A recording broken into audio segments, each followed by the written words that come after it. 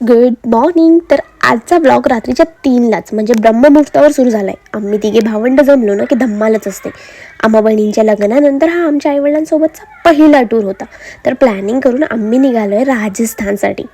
रात्री 3ला निघाल्यानंतर सकाळी 10ला आम्ही पोहोचलो गुजरातमधील अंबाजी येथे. तिथे जैन स्थानकात रूम घेऊन फ्रेश झालो आणि जेवून घेतलं.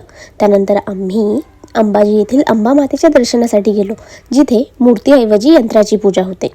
तिथून मग आम्ही पुढे गब्बर पर्वतावर स्थित असलेल्या गब्बरवाली मातेच्या दर्शनासाठी गेलो. मंदिरात चढण्यासाठी 999 पायऱ्या चढून जावे लागतात, पण त्या पायऱ्या चढून जाणं आम्हाला शक्य नव्हतं, म्हणून आम्ही रोपवेने मंदिरात देवीचं दर्शन घेतलं.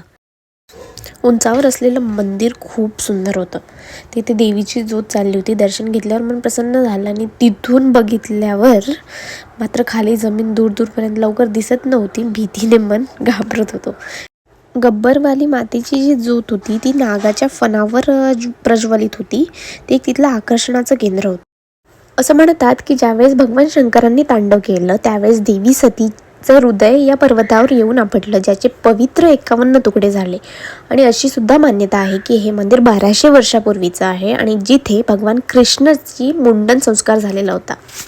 देवीचं मंदिर खूप सुंदर आणि छान होतं. तिथे गेल्यावर अशी वेगळी शांतता आणि एक डिवाईन एनर्जी वाटली. त्यानंतर मग आम्ही परत रोपवेने खाली आलो. बघितल्यावर खरंच खूप भीती वाटत होती.